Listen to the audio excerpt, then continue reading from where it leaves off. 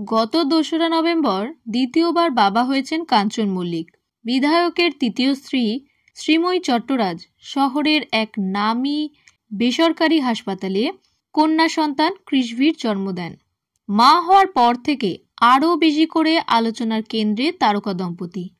আইনি বিয়ের মাত্র ৮.৫ মাসেই সন্তান প্রসব করে প্রশ্নের মুখে পড়েছেন শ্রীময়ী। কিন্তু সেই সব বিতর্ককে ছাপিয়ে গেল শ্রীময়ী কাঞ্চন কন্যার জন্মের বিল বিতর্ক। কথাতেই আছে, লাগে টাকা দেবে গৌরী সেন। এক্ষেত্রে যেন লাগে টাকা দেবে মমতা সরকার। কাঞ্চন কন্যা কৃষভির জন্মের বিল ৬ লক্ষ টাকা। সেই বিল নাকি কাঞ্চন বিধানসভায় জমা দিয়েছেন, এমনটাই খবর রটে মঙ্গলবার। পার্ক স্ট্রিট এলাকার অভিজাত হাসপাতাল, শহরের সবচেয়ে দামি child and women care centre Bhagirathi নিউটিয়াতে ভর্তি ছিলেন শ্রীময়ী। সেই হাসপাতালে কৃষভির জন্মের মোট বিল ৬ লাখ। ২ লাখ টাকা বিল করেছে হাসপাতাল। ওদিকে শ্রীময়ীর চিকিৎসক ডক্টর প্রণব দাশগুপ্ত ও তার টিমের বিল নাকি ৪ লক্ষ টাকা, অর্থাৎ হাসপাতালের খরচের দ্বিগুণ। এই নিয়ে সরগরম রাজ্য রাজনীতি থেকে সোশ্যাল মিডিয়া। বিতর্কের মুখে পড়তেই কাঞ্চনের সাফাই, তিনি বিল জমা দেননি। জনতার করের টাকায় বিধায়ক কন্যার লক্ষ লক্ষ টাকার বিল মেটানো নিয়ে বিতর্কের শেষ নেই। টাকার অঙ্ক কাঞ্চন না ভাঙলেও সবটা ফাঁস করলেন তৃণমূল মুখপাত্র কুণাল ঘোষ।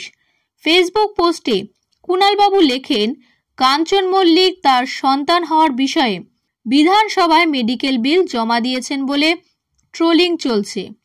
এটা আপত্তিকর। কাঞ্চন কোনো বিল জমা দেননি। কাঞ্চন জনপ্রিয় মুখ। আরও নানা কারণে সম্প্রতি খবরে সোশ্যাল মিডিয়াতে চর্চার কেন্দ্র। কিন্তু তাই বলে ঘটনাটা না জেনে বুঝে তাকে আক্রমণ কটাক্ষ চলতে পারে না।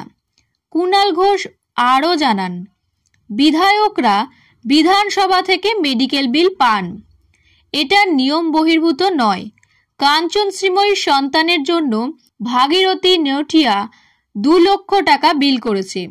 ডাক্তার প্রণব দাশগুপ্তের টিমের বিল ৪ লক্ষ টাকা। এই ৬ লক্ষ টাকার বিল নিয়ে কাঞ্চন বিধানসভায় খোঁজ নিয়েছেন, উনি জমা দিতে পারবেন কিনা আলোচনা করেছেন, নিয়ম জেনেছেন, কিন্তু বিল জমা দেননি।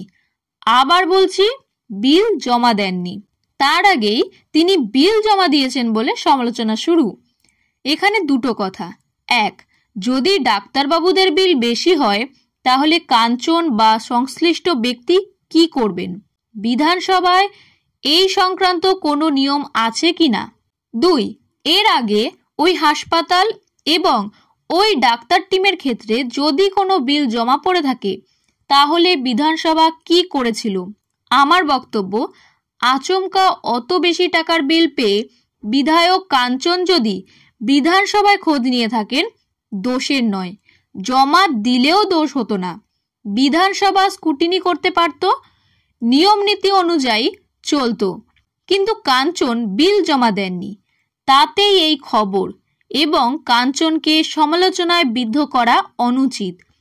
কেন মেডিকেল বিল এত বেশি হবে, আলোচনাটা সেদিকে হওয়াটা জরুরি। এই পোস্টের জেরে বিতর্কের মুখে কুণাল ঘোষও।